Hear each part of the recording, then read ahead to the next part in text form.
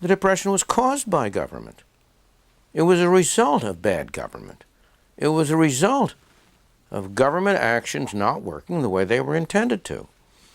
The Federal Reserve System was established in 1914 for the purpose of preventing things like the Great Depression. And yet, its existence was responsible, in my opinion, for the depth of the Depression. So that you cannot look at the after effect without looking at what came before.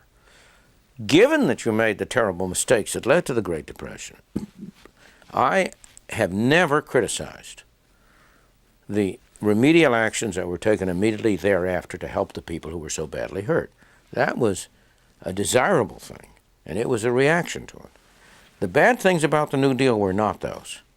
The bad things about the New Deal was not Works Progress Administration, which offered temporary jobs, the Civilian Conservation Corps. That was not the bad things. Those were good things. The bad things about the New Deal were the more permanent changes it introduced in the institutions of the country.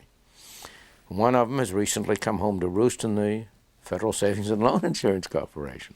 That's a strict New Deal consequence. That was established.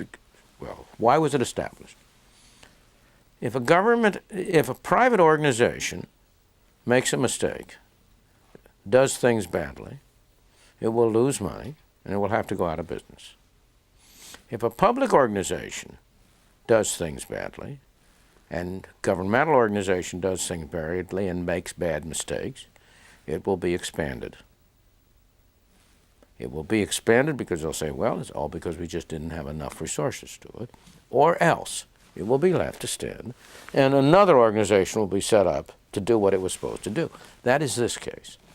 The Federal Reserve System was established to prevent the bank runs and bank failures that happened during the Great Depression. But they made it worse, much worse, by not doing what they were setting up to do. They were supposed to provide liquidity, and instead they reduced liquidity.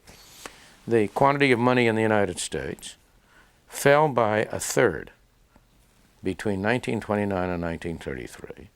The Federal Reserve System at all times during that period had the power to prevent that decline. And it was established for the purpose of preventing that from happening. It didn't do it. And so what happened? The Federal Reserve System wasn't abolished, unfortunately. But the Federal Deposit Insurance was created to do what the Federal Reserve System had been supposed to do, to prevent bank runs. I have never argued that government initiatives may not be just as good as private initiatives. The problem with government is not in the things it tries, but in the absence of any mechanism for recognizing error. What you need, what the private system abounds in, is survival of the fittest. What the governmental system abounds in is expansion of the mistakes. And there's no mechanism for eliminating governmental agencies which either have no longer are needed or have behaved perversely. If you try to think back and ask yourself, how many government agencies can you think of that have ever been abolished? I thought you could count those on the fingers of one hand. One of the government agencies that was abolished was there once existed a system of postal savings where the post offices held savings. How come it became abolished?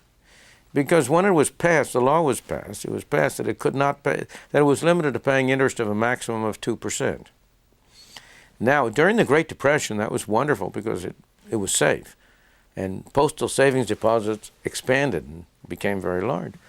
During the later 30s, and particularly after the war, when interest rates started going up way above 2%, everybody took their money out of the postal savings. There was no more money in there, and it was allowed to die.